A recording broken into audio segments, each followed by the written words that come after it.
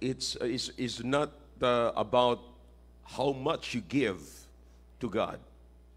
Giving is how much you involve God in your giving. You see, did you get that? How much you involve God in your giving determines your godly or true giving. You see, so it's not about how much you give, but how much you involve God in your giving. Hello, Mike, Tess. Maaga yata tayong dito ka na lang kaya mag-sense kasi parang lahat sila pipina ngayon eh. Dito ka na lang kaya. Alright, but alam niyo mga kapatid, dito sa ating simbahan ay lahat dito ay ini-encourage natin na maunawaan. Kasi gusto ko po yung intellectual ang pagkaunawa natin sa Biblia, hindi po yung emotional. You see, emotional is based on your feelings on what you do not know. You see, kahit hindi mo alam, pero mayroon kang pinangingilabutan ka, medyo na-touch ka, may nararamdaman ka, and then you'll do something in response doon sa iyong nararamdaman. But intellectual is based on your knowledge.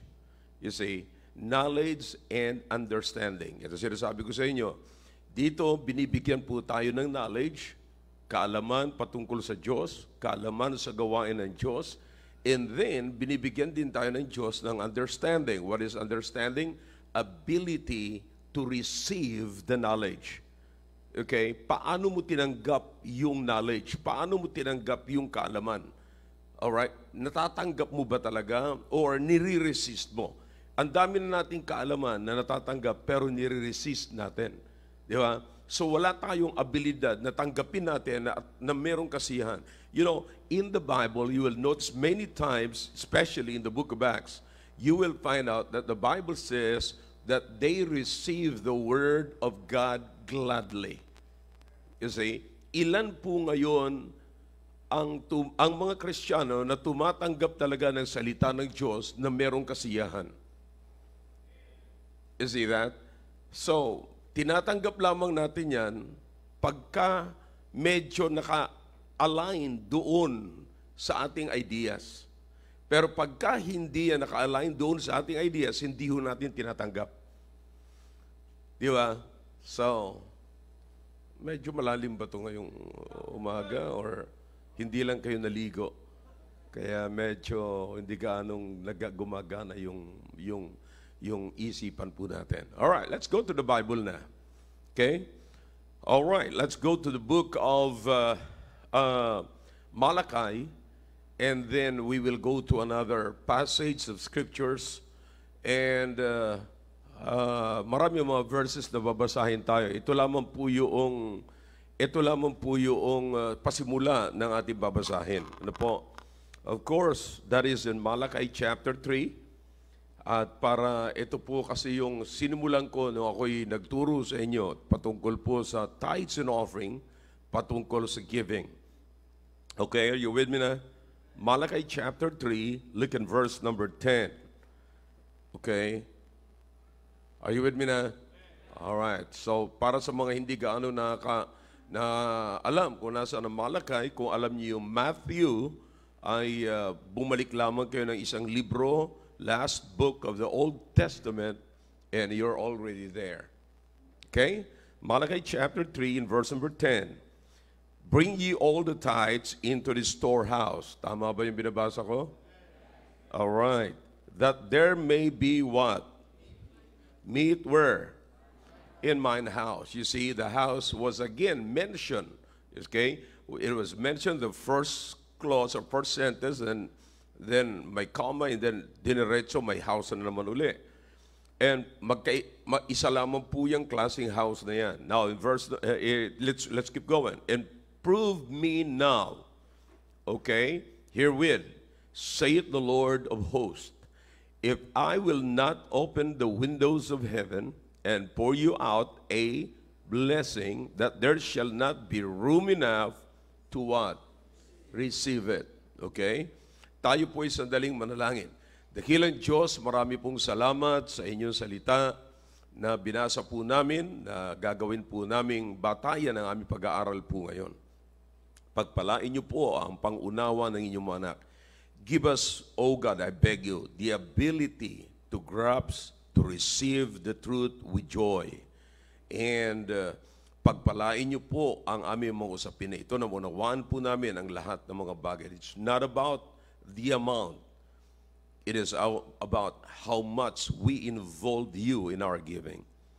At pagpalain niyo po, Panginoon, ang mga anak niyo na dito. Salamat sa pag-iingat niyo po sa amin, sa pagdala niyo po sa amin sa bahay-sambahan. Salamat na ginising niyo po kami, nagtaglay po namin ang kalakasan at kalusugan ng aming lupang katawan. Salamat na ginising niyo po kami with the right mind, na ang aming mind ay nakafocus po sa inyo at sinasabi namin, I will go to church and I will not forsake the assembling of ourselves as the manner of some is. Salamat na kami po ay may kaisipan na katulad nito at nasumpungan niyo po kami ngayong umaga na kami po ay nasa bahay-sambahan. Pagpalain niyo po, Panginoon, ang buong gawain po namin. Pagpalain niyo po, Panginoon, ang mga maririnig po namin. May mga kapatiran po kami ngayon na pangkasalukuyang naglalakbay patungo rito. Ingatan niyo po sila upang makaabot po sila sa pananambahang ito at maunawaan po nila ng mabuti ang iyong salita. Help us not, O God, to be moved by our emotion, but help us to be moved by our intellect, na kung saan kayo po nangungusap sa amin, sa puso, sa isipan, sa puso, upang kami magkaroon ng magandang pamumuhay bilang isang anak po ninyo. Salamat po at pinapangako po namin sa inyo, sa iyo lahat ang glory, Panginoon. Sa iyo lahat ang kapurihan. At anumang bahid ng kasalanan nakikita niyo po sa aming puso at isipan na maaaring maging hadlang sa pagtanggap po namin ng masaya sa inyong salita, alisin niyo po, O Diyos. Patawarin niyo po kami. Ito po ang aming dalangin sa pangalan po ni Jesus. Amen. All right, thank you. You may be seated in the presence of our God, okay? Now, listen, lagi ko po ito sinasabi, mga kapatid. All right, everybody look at this way. Everybody heads up. Everybody pay attention dito. Lagi ko po ito sinasabi, all right? Accomplish your purpose of coming to church. What is your purpose? Why are you here this morning? Ano po ang layunin natin? Yun po ang dapat i-accomplish natin. Did you get that? Are you ready, church? Kayong mga nasa likod, ready na po kayo? Amen? Amen. Kayo nasa taas? Alright. Kayo nandito, gising na kayo? Yeah, ulitin ko nga rito. Handa na kayo dyan? Alright. Kinakalang ulit-ulitin to kasi alam ko mandalo yung area to eh. Alright. Alright. Now, so it's so important, mga kapatid. Doon pa lamang sa binanggit ko po kanina, ay may napakagandang bagay na dapat po natin bigyan ng pansin. Okay? Kasi maraming mga tao, mga kapatid, ang nagtatanong. I'm talking about Christians. Now listen, itong pag-aaral na ito, napakasimple, pero this is a wake-up call pagdating natin sa pagbibigay. Okay? Pagdating sa area ng pagbibigay, kinakailangang maunawaan natin ang mabuti. Everything in this church, mga kapatid, at sinasabi ko, pinapangako ko, na hanggat ako ang pastor dito, wala kayong gagawin dito na hindi nyo nauunawaan. Alright? Kung hindi nyo nauunawaan, it's because you did not pay attention sa mga tinuturo natin dito sa church na ito. Natatawa ako doon sa isang dating estudyante ng PSS. Akalain mo, estudyante ng PSS yun, ha? And then, naging staff dito, naging usher, and then lahat, you know, and then iniwan ng simbahan. Pagdating sa labas, ipinangalat niya na ako ay nagtuturo ng tithings, na ang tithings daw ay sa law. Based ng law, yun ang tinuturo ko. Maraming beses na ako nagtuturo po rito na sinasabi ko, before the law, Melchizedek is already, Abraham gave or paid his tithes to Melchizedek. You see, so that was long years before the law. Okay? So, pero I don't know kung saan niya nakuha yung katuruan na sinasabi ko raw dito na ako'y nagtuturo ng tithings ay sa law. You see, it was incorporated in the law, But there was tithings before the law. Okay? Yan po yan. Alright? Now, so, para maging maliwanag po, kinakailangan pay attention kayo lagi. Alright? So, what's the issue here this morning, mga kapatid? Okay, so binasa po natin, para lamang ibalik ko kayo doon sa dati kong tinuturo, mga kapatid. May sinasabi ang Panginoon dito sa pamamagitan ni Malakay. Si Malakay ay nagturo-turo dito na ini-encourage ang Diyos ang nagtuturo dito sa pamamagitan ni Malakay na sinasabi ni Malakay dito na bring ye all the tithes were in the storehouse. Wala pong ibang binabanggit dito kundi yung templo ng Diyos. Okay, that's the storehouse of God. That's the house of God. Now, even when the Apostle Paul speak about it, sinabi niya kay Timothy na kinakailangang matuto tayo mag-behave sa house of God. So, speaking to the temple. Okay? So, yan po yan. I hope na unawaan niyo po. Ngayon, so, maliwanag po yun. And then the Bible says, you bring the tithes. Of course, the 10% and the offering.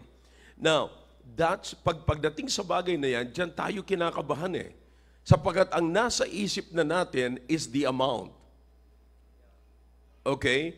So pagka binanggit dito, kapatid, yung 10%, ang nasa isip na kaagad natin, amount. Okay? Pag naisip na natin yung amount, doon na tayo tatamarin, doon na tayo nagkakaroon ng struggle. Okay? Doon na tayo nagkakaroon ng struggle. Excuse me.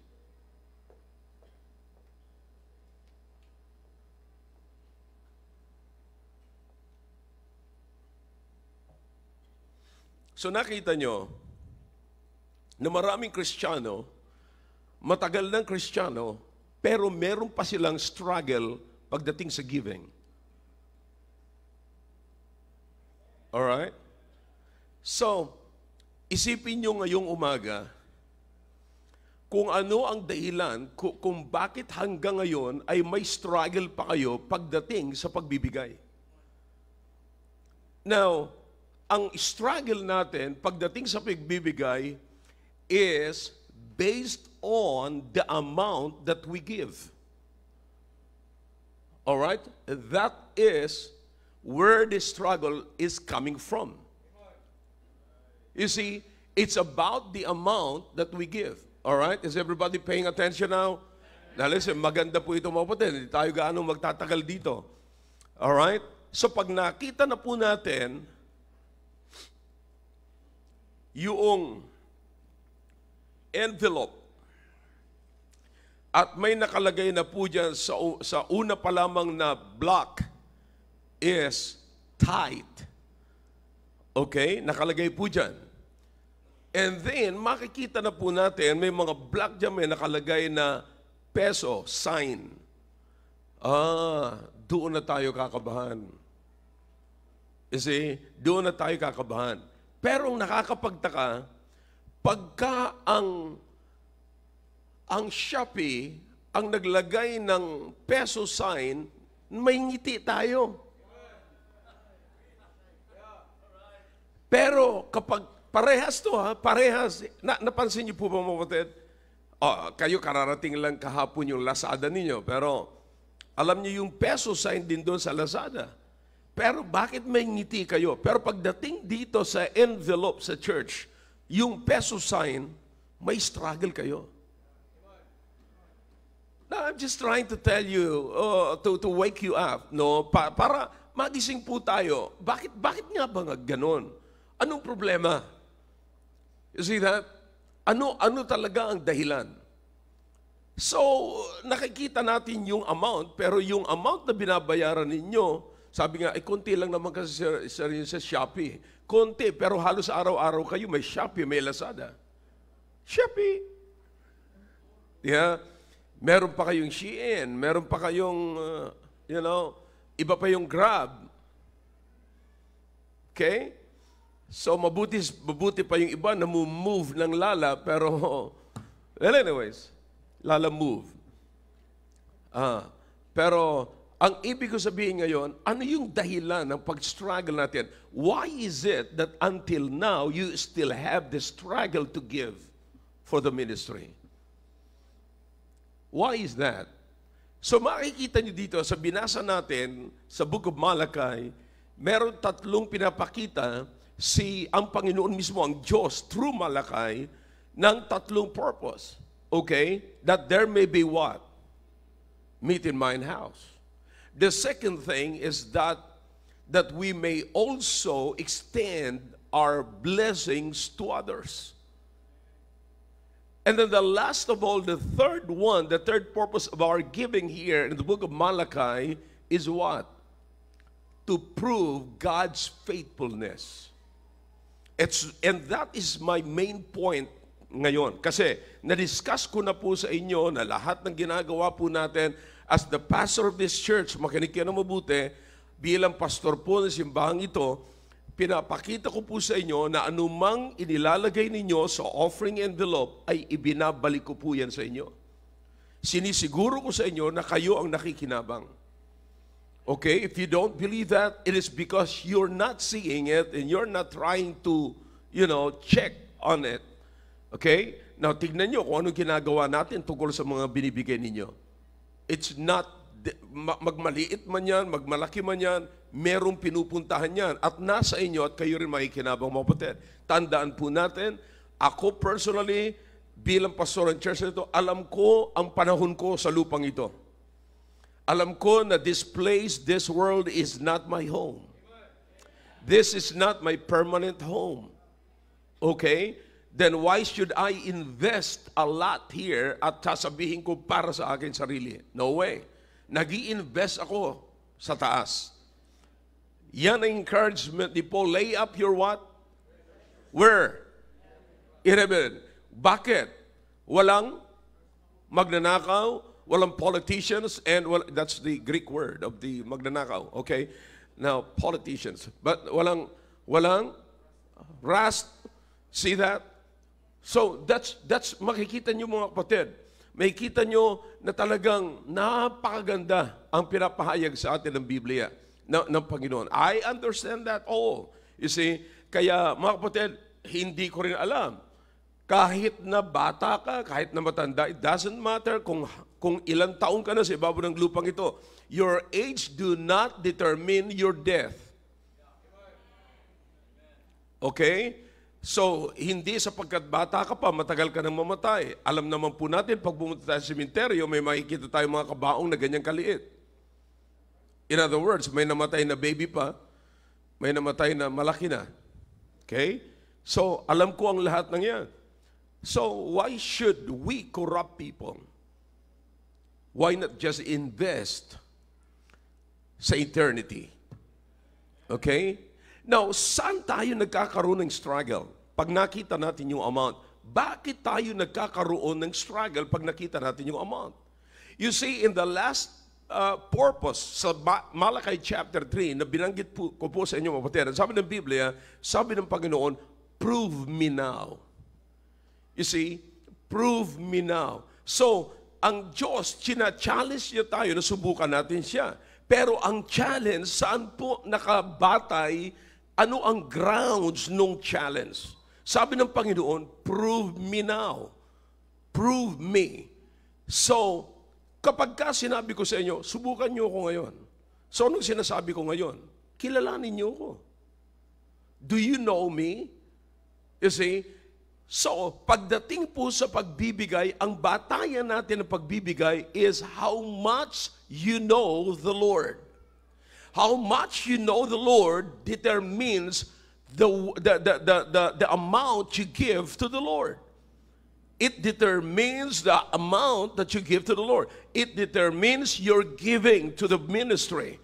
Okay? Now, so maliwanag po yung mga kapatid. Sabi ng Panginoon, prove me now. Kaya sabi ko sa inyo kanina mga kapatid, giving is not how much you give, but how much you involve God in your giving. Okay? Now, para maging maliwanag po ito sa atin, paano natin malalaman ito? Alright, go back to the basic teaching of giving. Saan nagsimula ang giving? Tandaan niyo po ito, ang giving ay hindi po nagsimula sa atin. Hindi po nagsimula sa tao. Ang giving ay nagsimula sa Diyos. Alright? Are you still familiar with the golden verse? Alin po yung golden verse? John? Come on, everybody say it. John 3:16. Ano sabi ng Biblia? For God so loved the world. That what? He gave His only begotten Son, that whosoever believeth on Him should not but have. Alright, that's the foundation of giving. Alright? So makikita niyo mga kapatid, nakita ng Diyos ang kailangan po natin. Okay? Now listen, ang kailangan po natin, ang unang-unang nakita ng Diyos ay hindi po yung physical. Na kung tayo ang titingin sa pangailangan natin, na makikita natin ay parang physical needs, which is material needs. Alright? Yan po. But listen, ang gustong makita at pahayag sa atin ngayon ng Diyos, alam niya na kailangan natin ng material needs, kailangan natin na supplyan natin yung ating physical needs, but it must be founded in love. So what we need, actually mga kapatid, is love. You see, we need money, pero alam po natin mga kapatid, na hindi po ganun ang teaching ng Biblia. Kailangan po natin ng money to trade. To trade. Para i-trade natin ang totoong pangailangan natin. Hindi mo kailangan ng pera sa kamay mo. Do you understand that? All right, let me, come on. Magising po tayo sa katotohanan. Halimbawa ngayon, bigyan kayo ngayon ng 1 million, nasa kamay nyo lang. Mabubuhay kaya kayo? Nasa kamay nyo lang, ha? Huwag nyo tatanggalin sa kamay nyo. Or nandyan lang sa harapan nyo. Nandyan, tuwing umaga, 1 million. Bago matulog, 1 million. Chinek nyo pa, 1 million uli. Gising na naman uli, 1 million uli. Tanong, mabubusog ba kayo doon? No. No. So kaya ka may pera para pang trade. Pang trade, para ipalit mo. Alright, bigyan mo ako ng 110, bibigyan kita ng isang kape, o magkano ba ang kape, yung Nestle, So, if you think about that, kung naunawa natin na pang-trade yung kapatid, in other words, hindi mo talaga primarily kailangan yung pera. Okay? Now, alam niyo kung ano talagang kailangan mo yung iti-trade mo sa pera. But if God is providing you without that, na binibigay na sa iyo ng Panginoon, back in those days, kapatid, totoo, look, are you still familiar with the manna from heaven? Involved ba ang pera doon? Nakakita po kayo na hinulog muna yung pera bago nagkaroon ng manna? Wala. Mana kaagad. Nagkaroon ng quails. Nagkaroon, yung mga Israelites, nag-desire sila ng meat. Gusto namin ng meat. Nakakita po ba kayo ng involvement ng pera doon? Hindi. Nagpadala ang Panginoon ng hangin, nagtambakan doon yung quail, and then nagkaroon ng meat. You understand that? Nung si Elijah nangangailangan ng pagkain, may involved bang pera? Wala. In other words, God can provide what we need. That's why, etong ginawa ng Panginoon, napakaganda. Ang ginawa ng Panginoon is, lahat ng kailangan natin ay nakabatay sa pag-ibig ng Diyos. For God so loved the world.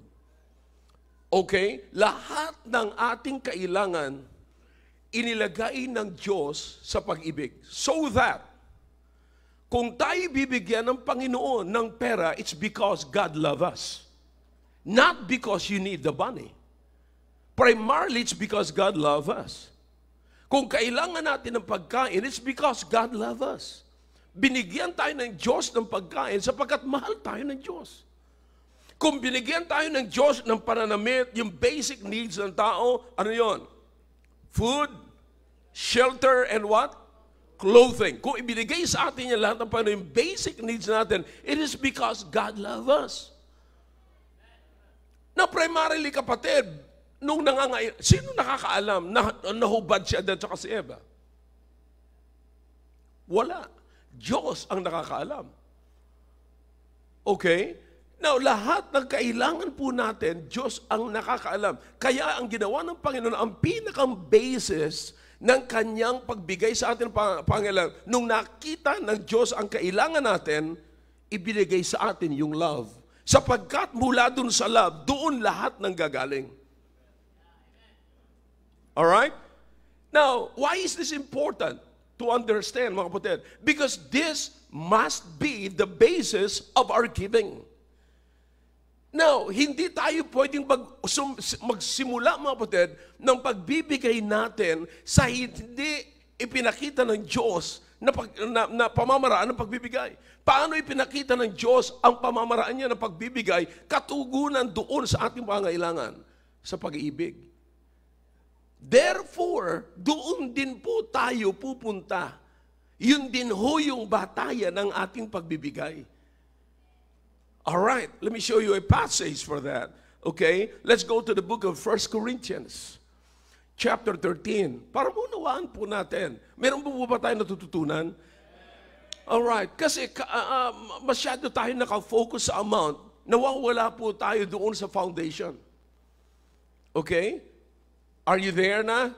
1 Corinthians chapter 13, look in verse number 3. Okay. Nandiyan na kayo, mga kapatid. All right. Look at the verse. And though I bestow all my goods to feed the poor.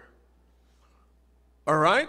Here's the Apostle Paul explaining the importance of charity, explaining the importance of love. Okay?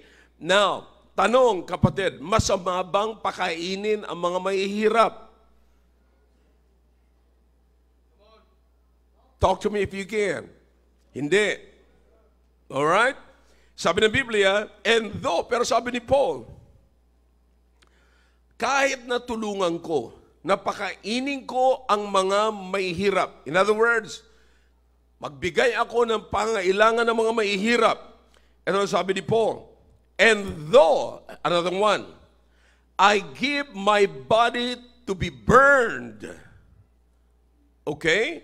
In other words, exhaust niya ang kanyang sarili, mga kapatid, para sa gawain, para sa mga pagbibigay sa mga tao. Pero ang sabi niya, and have not what? Charity, love. Okay? It profited me what? Nothing. Bakit? Yung kanyang ginagawa is not based on love. It's not founded on love. Bakit? Yung lahat ng pagbibigay, sinimulan ng Diyos ang kanyang pagbibigay saan? Sa love. Kaya pagka tayo nagbibigay, kapatid, dapat sisimulan din natin sa love. Now, ang sabi ng Panginoon, prove me now. Eto yun. Kilalanin niyo ako. Subukan niyo ako ngayon. Listen, hindi mo pwede subukan ng Panginoon. Ito, magbibigay ang Panginoon ng, ng malaki. Alright, nagbigay ka. Oh, sabi mo, subukan kita. Binigay ko ang lahat. But listen, sinubukan mo ba siya na katulad ng pagbibigay niya? Nagbigay ako sa iyo out of love. Yung balik mo sa akin out of what? Greed. Kaya tayo nagbibigay sa Panginoon, gusto natin balikan tayo ng Panginoon na mas malaki. At pagka hindi na tayo binalikan ng Panginoon ng malaki, nagagalit na tayo. Pag nagbigay tayo ng malaki sa Panginoon, gusto nating makilala tayo. Pag nagbigay tayo sa Panginoon, gusto nating parang kilalanin tayo, sambahin tayo. You know, may tatapik sa atin, i-mention yung pangalan natin. Kapatid, that's not the proper way of giving. The proper way of giving must be based and founded in, talk to me if you can, love. Bakit? Ganun yung pamamaraan. Ganun yung sinasabi ng Panginoon, all right, if I give you love, then give me love. You see? Now listen, here's the thing. Kaya nga po mga kapatid, napakasimple ito. Napakasimple ang pagbibigay kung alam mo ang pagmamahal. At madaling malaman ang pagmamahal ng Diyos because you are saved. The fact that you are saved, you are the recipient of the love of God. Ano sabi ng Biblia, mga kapatid? Huh? But God, what? Commended His what? Love toward us. And that while we were what? Yet sinners. Madaling unawain yung love. Pero how come, mga kapatid, na ang tagal na nating Kristiyano, may struggle pa tayo sa pagbibigay. Kaya may struggle tayo sa pagbibigay sapagkat ang ating pagbibigay hindi based on love. God is love. Kaya ang tanong ko sa inyo, how much you involve God in your giving? I'm not asking you kung how much you give, how much you are giving.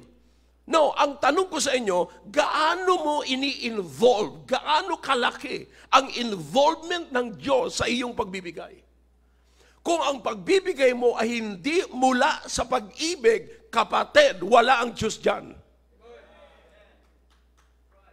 Wala ang Diyos dyan. Walang involvement ang Diyos. Kaya nga po, madali po tayong magsawa sa pagbibigay, lalong-lalo na pag hindi na mention yung pangalan natin. Pag nakarinig tayo na ginawang example, yung ibang pangalan at hindi ikaw, oh, bakit hindi ako? Malaki naman yung binibigay ko, ha? You see that? Kapatid, you're not investing in this church. You're not investing you're not investing in this church, but you are investing through this church. Bakit? You're investing in eternity through this church. You see, now listen, hindi rin kayo nag-i-invest sa akin.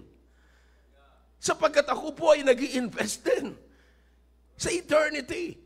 You see? So, bakit kinakailangan pang marinig yung pangalan natin? Bakit kinakailangan pang makilala na tayo pagdating sa pagbibigay? It is because, kapatid, nasanay tayo sa mga gawain or mga civic na trabaho. Yung mga trabaho na involve lamang ang tao at hindi po involve ang Diyos. So, diyan pa lang po, basic pa lamang yan. How much do you know God?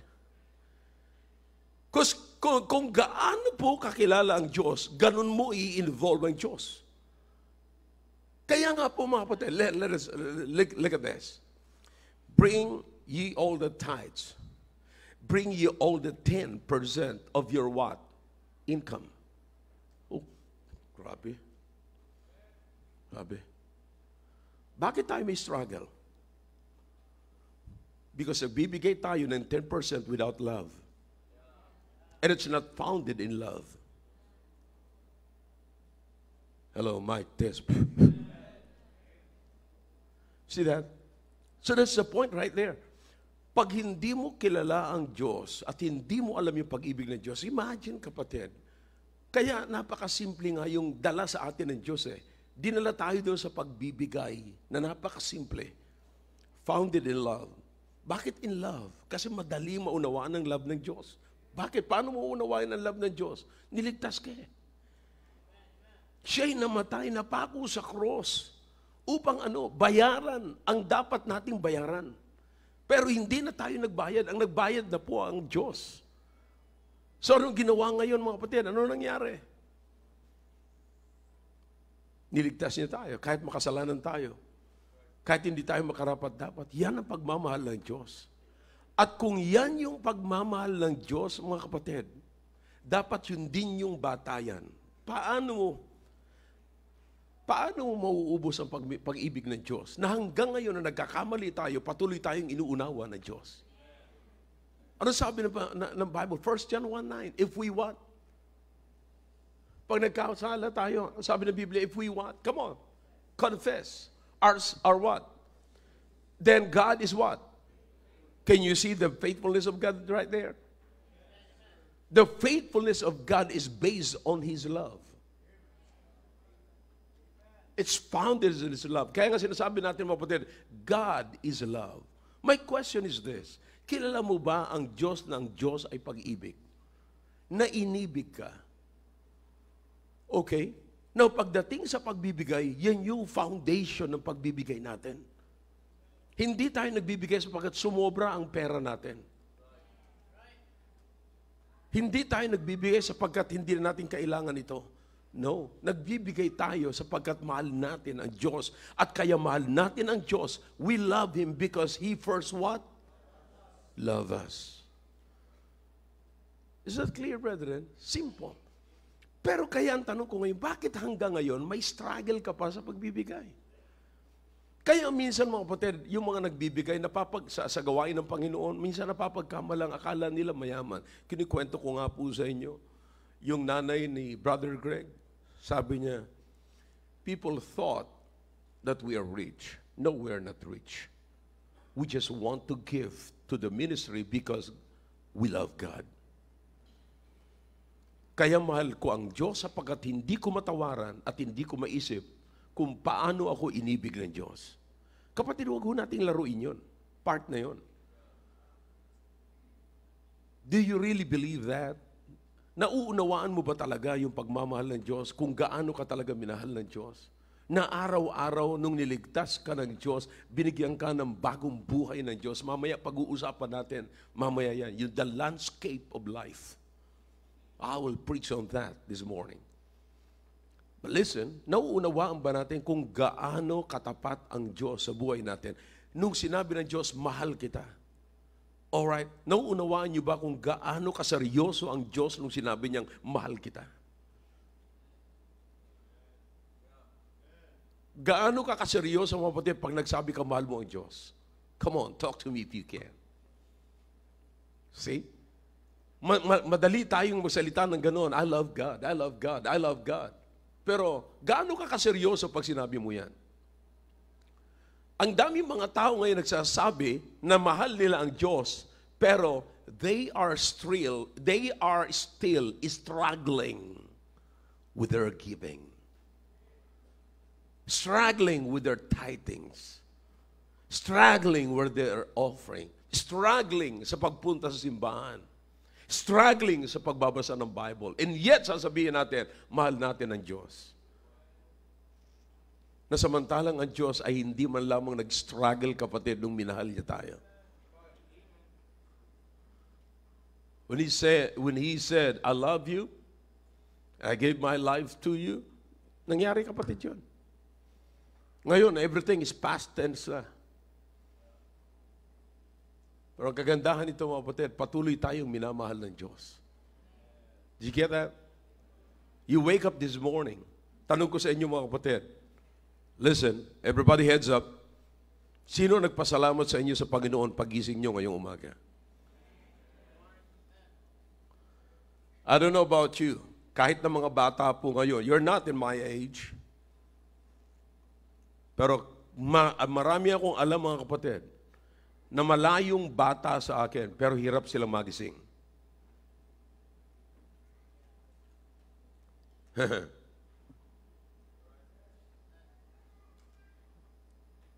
Mahirap sumipa, mahirap mag-stretch, you see, mahirap dumilat ng mata. Pero naunawaan nyo ba, mga kapatid, na ngayon sa paggising ninyo, pag-stretch nyo, wala mo lang sumasakit, you know. Lulundag-lundag ka pa, you know. Ganun-ganun ka pa, you know. And then pagka in-stretch mo, naaabot mo dapat abutin, naaabot mo yung likod mo, nakakagat mo yung siko mo, you know. See, a lot of you can't do that, but I can. Tanggalin ko yung taas, tanggalin ko yung baba, ginaganon ko siko ko, abot. So you understand what I'm saying, mga kapatid? It's a blessing.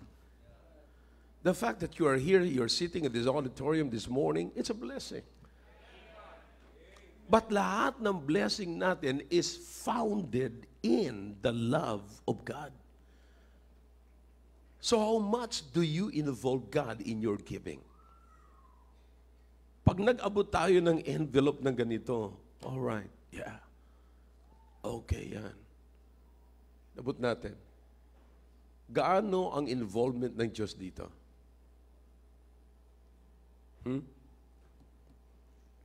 O habang nag-aabot ka, may question ka. Nako, ayun na naman. Saan naman kaya mapupunta yan?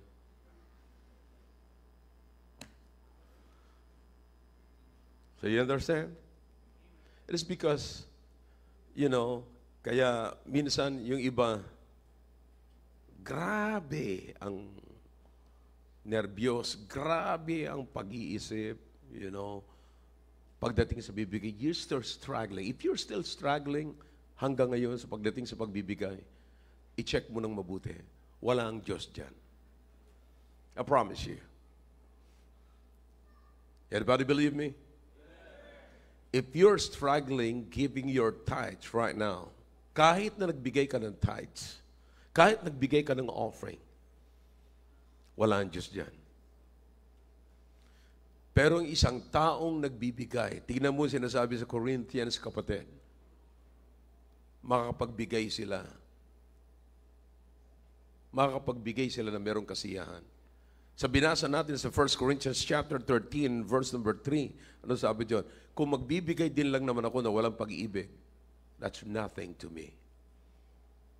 Yan ang gustong mangyari ng Panginoon. May pag-ibig. Bakit? Yun lamang nagbibigay na merong pag-ibig ang masayang nagbibigay. You try to study and read again the book of Acts, chapter 2. At makikita yun, they continued steadfastly. Saan nakabata yung steadfastly? Mula doon sa pagtanggap nila sa Panginoon. Ano nakalagay po doon sa pagtanggap sa Panginoon, mga kapatid? If you're still with me. That's it. They received the word gladly. So doon po nakabatay. Alright? At sapagkat doon nakabatay, tuloy-tuloy po yun. They sold their possessions and give it to the poor gladly. Why is that gladly? Kapatid, hindi mo kayang bayaran ang pagmamahal ng Diyos. That's why there's a lot of people, a lot of Christians who understand the love of God, that they can give everything. They can give everything. Bakit? Alam nila yung pagmamahal ng Diyos. No wonder na binigay po namin ang aming buhay sa Panginoon. No wonder kung bakit nagsuko ako ng buhay sa Panginoon at binigay ko ang aking buhay sa Panginoon. It's because I love God. Hindi ko kayang suklian ang pagmamahal ng Diyos. And the only way to glorify, to honor the gift of God is to give it back to God. Ganun ang ginawa ko, mga kapatid. Binigay ko ang sarili ko sa Panginoon full-time in the ministry. I mean, in the ministry, in this ministry. Alam ko naman sa inyo, mga kapatid, sabi ko nga sa inyo, you have to understand the difference of the full-time in the ministry and full-time to God. Okay? Maaaring wala man kayo rito sa church, hindi kayo full-time sa church, pero full-time kayo sa Diyos. You see? Whatever you do, ano man ginagawa nyo, lahat sa serbisyo ninyo, lahat sa business ninyo, lahat ay patungkol sa Diyos at para sa Panginoon. Kami naman ay talaga naglilingkod sa Panginoon para matulungan kayo na maglingkod or ma-encourage kayo na maglingkod din sa Panginoon. So you understand that? So everything, mga kapatid, sinasabi ko po sa inyo, must be based or founded in the love of God. Now, again, ibalik po natin yung tanong. Giving is not about the amount that you're giving to the Lord. But giving is how much, true giving, biblical giving, how much you involve God in your giving. Gaano kalaki ang Diyos sa iyong pagbibigay? Did you get that? So pag-aralan po natin ngayon, nagbibigay ako sa Diyos, gaano kalaki ang Diyos? Ano ang involvement? Gaano kalaki ang involvement ng Diyos sa aking pagbibigay?